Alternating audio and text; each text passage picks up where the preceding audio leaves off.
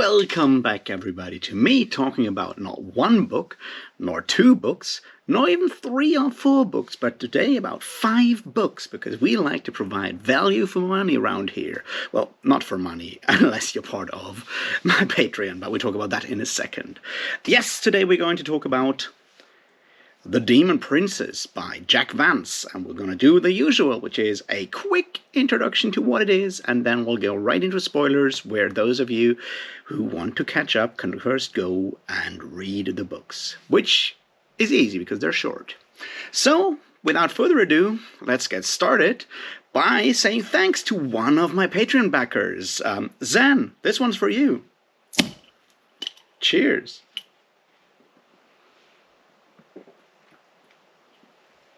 And in case you're wondering how you could get a personal cheers, well, join the Patreon. I might even knit you a woolly hat or something for that.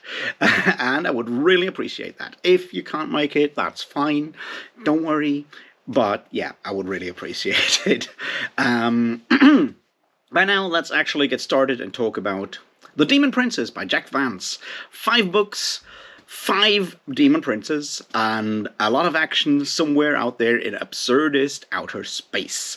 What is The Demon Princess? It's a series of 5 novels written by the incomparable Jack Vance, creator of The Dying Earth and the Leoness trilogy, and, well, a shit ton of other books. And they were released somewhere between 1964 and 1981.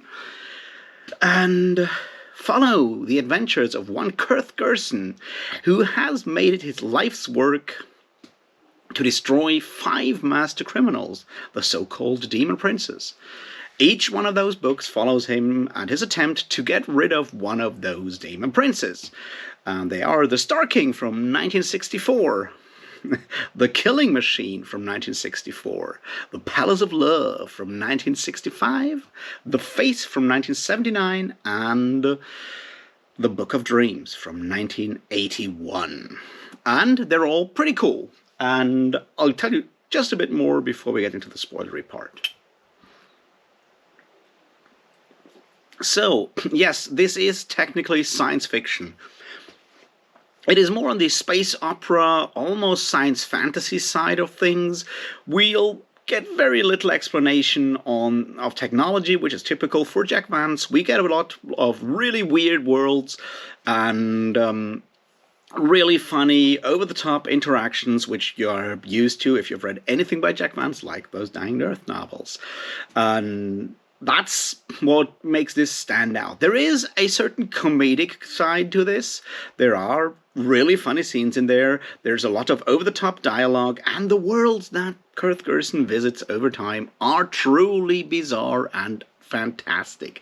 And in that regard, and one other, this book does seem to be, or feels like, an inspiration for Douglas Adams when he went out and wrote The Hitchhiker's Guide to the Galaxy. Now, I can't claim this because obviously I didn't do any research because I'm lazy, but it feels very much like there could have been some level of inspiration going on there, and that's a good thing in my book. Or maybe I've just read too much Douglas Adams of late and it felt, connected in my brain. But yeah, so you have absurd worlds, revenge plots, really unique villains, really unique worlds that are just like all over the place, like with dinosaurs on them, and all kinds of other stuff. Trust me, you haven't seen anything like that out there in sci-fi, unless you have read some really bizarre shit, which I doubt. Vance, in general, does, as always, focus more on societies, odd human behaviors and stuff like that, and ignores technology as much as he possibly can, which, is a different style of fantasy compared to, contemporaries like, say, Isaac Asimov or even someone like Frank Herbert. I'll go back to those when we talk about something unique. And that is a stylistic element of this book. So you have to wait until might be a drinking pause, or you go and read those books. Because this is basically where we end with me telling you why you should go and read these books. Short, Science fantasy, space opera, action adventures with really unique worlds and fun dialogue. They're short. They're out now on Audible. They have been out since the 60s in print, more or less. What you're waiting for? They're pretty cool. And yeah, I promise you might enjoy them. See how I'm qualified that with might? I'm proud of myself. Anyway, I'll have a beer and then you come back and we'll talk about the spoilers. All right. Now let's look at spoilery stuff. I'll look at one stylistic thing immediately, and that is the quotes, the epigraph, so to speak. Then we have to talk about well, not to put a finer point on it, sexism. And then we'll look at the human element, which I think is really good and really strong in this. So let's start with the quotes. Now, in-world quotes at the beginnings of chapters or stories is something that we have seen before. Other quotes and, epigraphs is something we've seen even more of, but, the epigraph that comes from a text from within the story world is something that has been around for a while. One of the early ones that I can remember is definitely Robert E. Howard in The Scarlet Citadel when he goes and quotes the Nemedian Chronicles with "Know, O Prince, that the times when the oceans drank Atlantis and the rise of the sons of Ares, there was an age," and you know the story. Hopefully you do. So yeah, that's a quote out of Conan's story from like the early 30s in Weird Tales. Other authors have done something similar. There's quotes from the Encyclopedia of Galactica in Isaac Asimov's Foundation, which, yeah, helps to set the mood or helps to explain aspects of the universe. It's a sort of info dump, basically, for Asimov. And there's obviously a lot of these in Dune by Frank Herbert, which is released in 1965, a year after our good buddy Jack Vance put out this thing.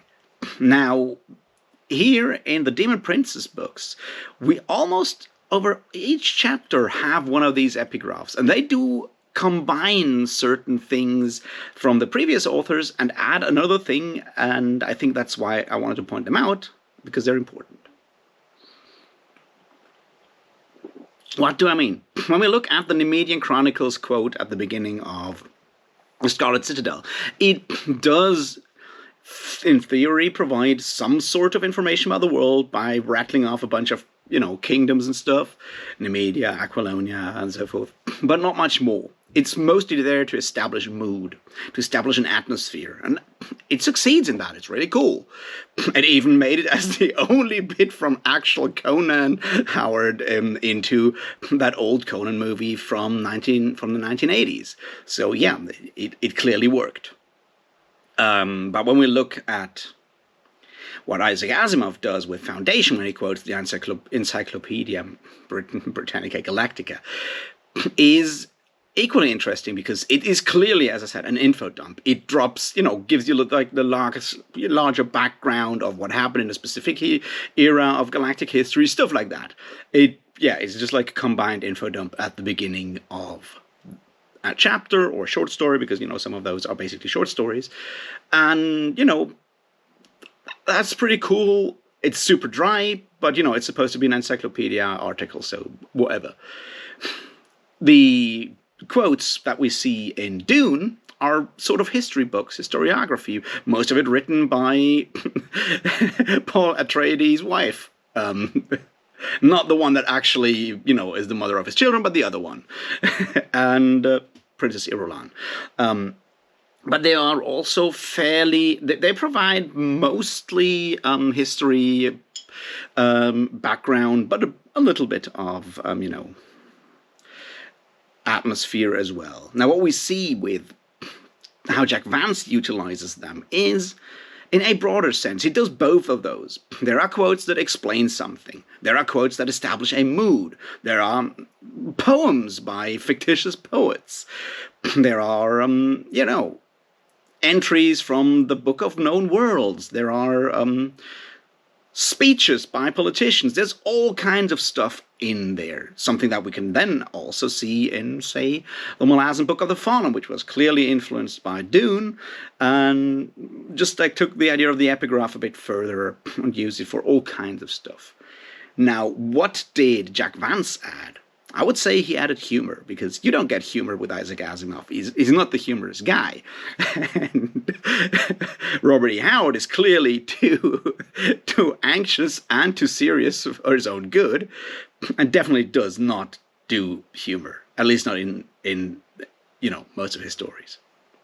Jack Vance, however, is always humor, and he does do a lot of more funny, ridiculous bits and pieces, absurdist pieces in these quotes. There's an history entry that explains how certain worlds are named, and the whole thing is basically, the clerk who should have registered the names just made up new names, and they stuck.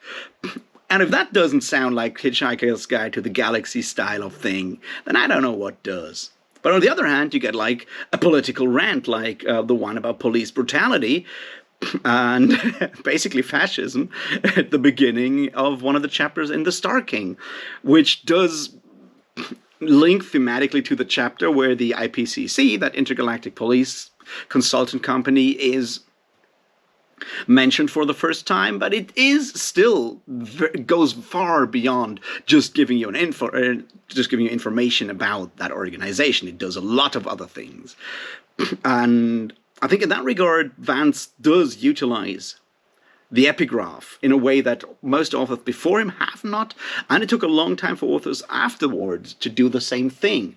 Although, and this is where the Douglas Adams thing comes in, when you look at how Adams quotes from said book, The Hitchhiker's Guide to the Galaxy, within his stories, they are usually footnotes and not, epigraphs, but there are quotations from that book all over the novels.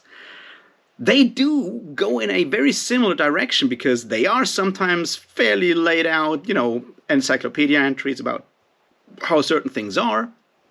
And sometimes they're weird anecdotes, and sometimes they're rants and rage and stuff like that. So once again, I do think there is a certain inspiration to be seen from what Jack Vance does with the Demon Princess, in what Douglas Adams does with the Hitchhiker's Guide to the Galaxy. The other part is, of course, the sheer exuberance when it comes to creating worlds that are weird.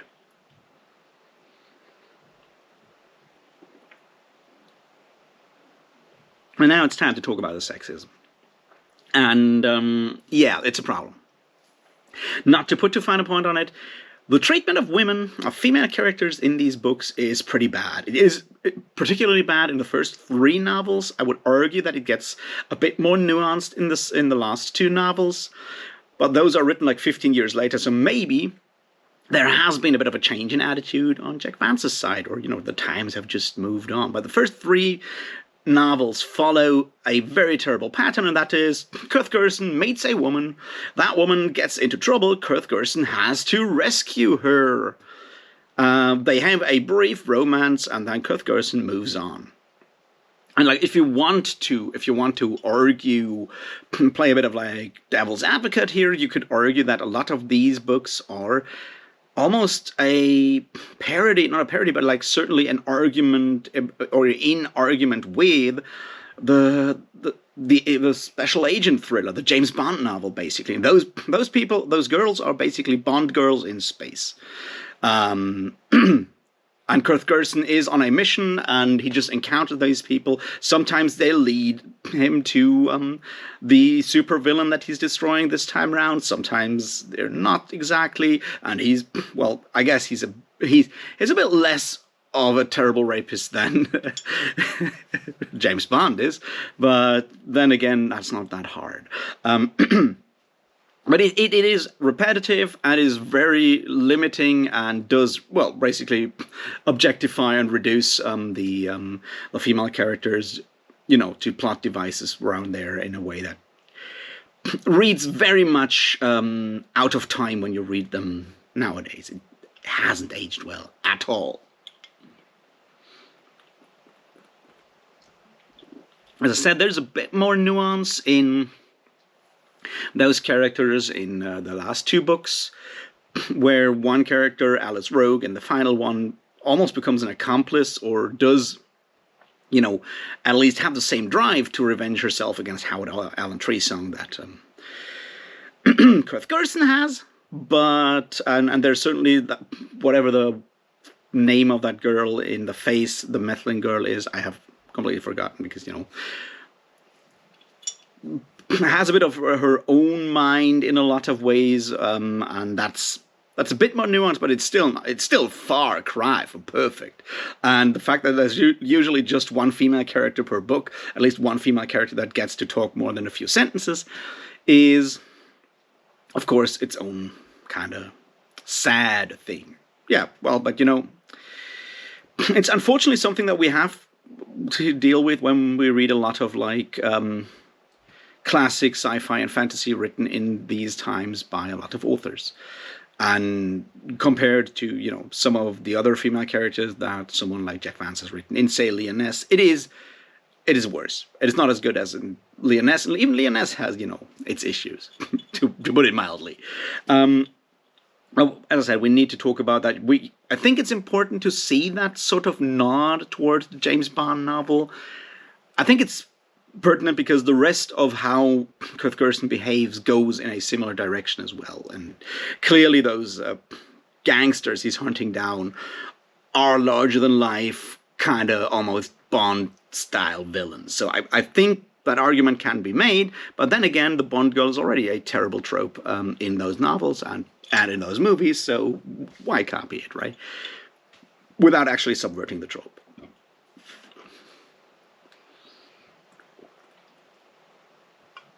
And now let's look at the good parts. I think there's two main good parts here.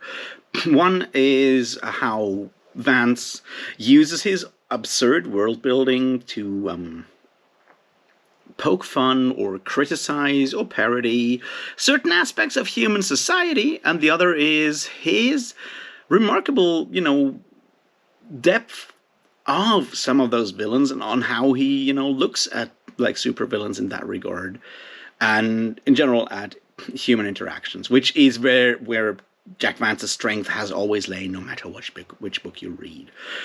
So let's look first at the worlds. Now, he has a lot of ridiculous worlds, and I've said before that you can see, I personally imagine I can see an influence on Douglas Adams, but it's a bit more refined, not refined, but a bit more restrictive, not all-out parody as with Douglas Adams, and a bit more in the tradition of really crazy sword and sorcery, fantasy, almost pulp era fantasy and science fiction worlds. If you've read obviously The Dying Earth, or if you read some of Clark Ashton Smith, both sci-fi and fantasy worlds, they also go into really crazy directions which you're not expecting. And yeah, there's dinosaurs on planets, and there's planets that are all a desert planet where people live under huge parasols to have some shade and stuff. And that's crazy cool stuff. And Vance does do that a lot, where he's like, who cares about realism? This is supposed to be magical and fantastical, and the sky is the limit, or actually the galaxy is the limit, and that's pretty cool. I think it does a good job of that. In particular, we have a few societies where he uses these situations to explore certain social aspects, right? You have the planet, the home planet of Howard Allen Treesong, which is a patchwork of different fundamentalist states that all hate each other and think the others are immoral bastards and they are the only ones that actually know how to behave, or the others who are super backward fundamentalists. Well, all of them basically are. And that basic parochialism of human societies is certainly something that we see Jack Vance deal with a lot. And he does that here. And then you have, the environmentalist tourist situation on that final planet in the Book of Dreams, which clearly pokes fun at, some of that has certainly not exactly aged well with, environmentalist concerns definitely being something we should pay more attention to. But the way they basically do the same thing while, bleeding tourists dry and So, well, there is reason to look at how a lot of, like, national parks and stuff were handled a long time. I think it is still a fun situation to look at. And then there's, of course, the situation in the face, which I guess is the best of the lot, where we have the two planets, Methlin and Methol and Darcy with the Darsh and the Methlin, which clearly sets out that whole idea of having a small elite, in this case even on a different planet in their own small part of town, so far removed from what you might call the working class, in this case an actual working planet, that they have completely lost touch with reality in that regard. And that's certainly a criticism that you can see. Plus, he does clearly look, the whole motivation for that book is very much about how those parts of the elite, the Methlin, don't want Darsh even moving into their quarter, even if they could afford it.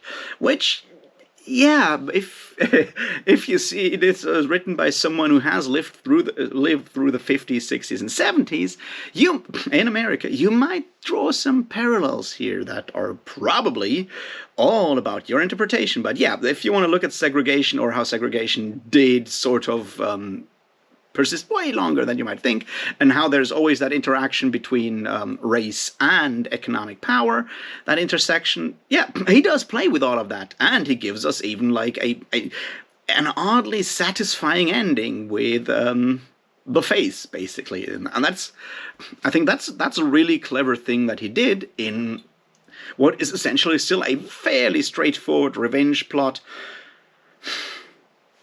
in a slightly comedic universe. When now to the characters. Now, those of you who have read Jack Vance before are probably aware of what he does, which is pinpoint the human faculty for betrayal and for greed and a lot of other unpleasant aspects of our personality. And that is certainly something that we will see in these books as well, because, we do get a lot of people trying to cheat each other, trying to get one over the other fellow, that kind of thing, right? That is exactly what we get in every Jack Vance story. It's sort of his brand, so to speak. But there's more to it, and I think that's what makes these books sort of stand out in a way that other Jack Vance books, well, they stand out in other ways, basically, but still. And that is twofold. Or basically it's the same, and that is character motivation. Now, he does something very interesting here when we contrast, on the one hand, Kurth Gerson with those 5 demon princes. Because when you look at it, the 5 demon princes, the 5 grand villains, they all have fairly solid character motivations. When I say fairly solid, they're obviously pathologic in all kinds of ways. You have the Star King in book 1, who just wants to be better than anyone else, because he thinks that as Star King he's better than humans. There's a bit of a racist, fascist kind of thing going on there. And then you have the guy who is basically addicted to human emotions. You have people that do what they do out of, well, not to find a point on it, Fogel Filchner or Vile Falouche in The Palace of Love is basically an incel who unfortunately got enough power to actually live out all kinds of terrible incel fantasies where he goes to punish the one woman that betrayed him badly. And that is, kind of shitty. But it's still a sort of solid motivation when we look at the face, the guy in that Darsh one. That is exactly, that's someone who basically rises up against marginalization, against discrimination, about being punished unjustly, and, well, in the final one, to rebel against the elite that doesn't want him amongst him. And that's, that's a solid motivation for what is at the end of the day a supervillain, and that's pretty neat. And with the last one, Howard Allen Tree's song, we have someone who's once again, bullied as a child and grows into something of a psychopath because of that. I mean, not to put too fine a point on it, we're obviously, talking the early 80s, and psychological terminology is one thing, but there's the way he does basically through whatever thing summon these different personalities into his personality, and thus becomes more powerful and able to stand the bullying of his schoolmates and all kinds of other horrid things. That's a very interesting concept right there. And when you hear the end of all of that, you can't help but feel it kind of for the poor fool, right? I mean, he got bullied for all kinds of reasons. Well, I mean, for the one reason that he's slightly odd and a bit of a dreamer, and then he does all the things that he does, and he's obviously still evil at the end of the day. Don't get me wrong, but there's an awful lot of motivation out there. While, in contrast, Kurth Gerson doesn't have any.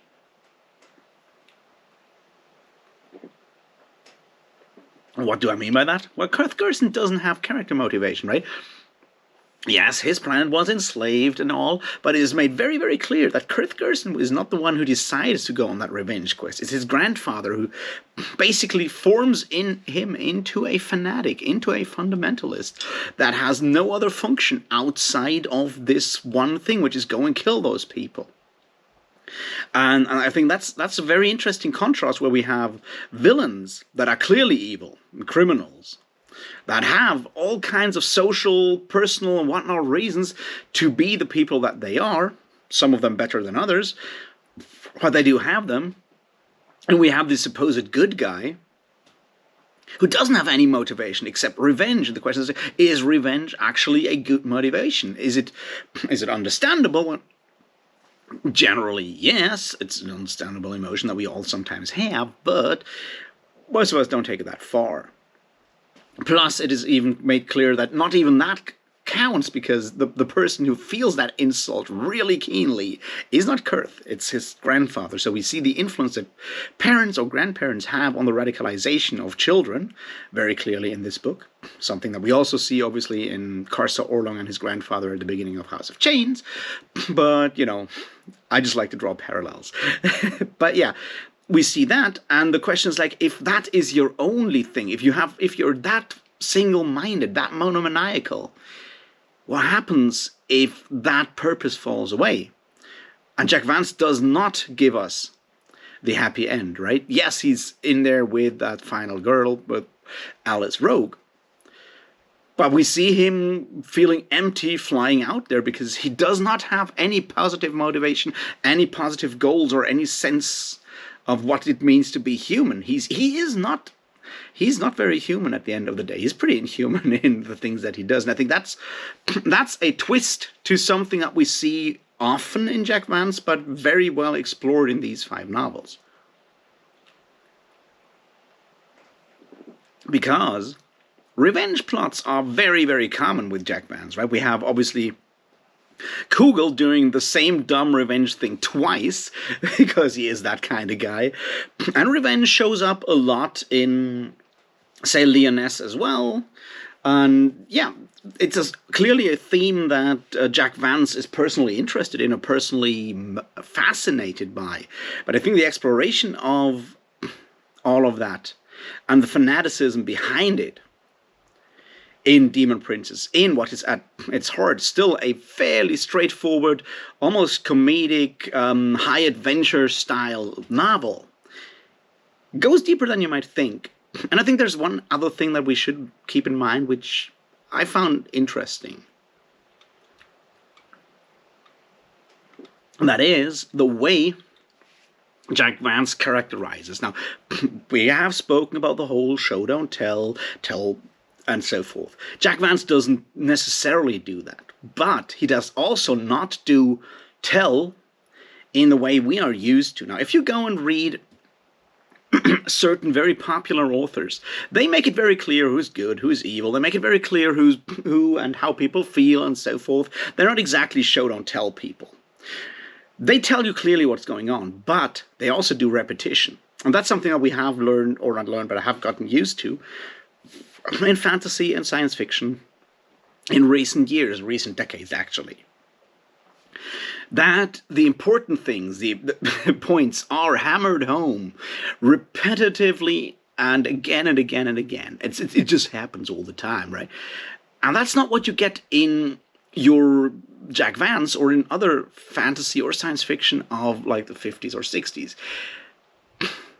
He makes a statement about whatever's going on in Kurt Gerson's mind and what kind of character he is, and then he expects you to understand that and remember that for the rest of the day. So it is tell, don't show, but it's also tell once and count on the reader to remember and make the connections and think from that one statement, which is Kurt Gerson has the fear that he doesn't know what will happen once he's done with his revenge quest.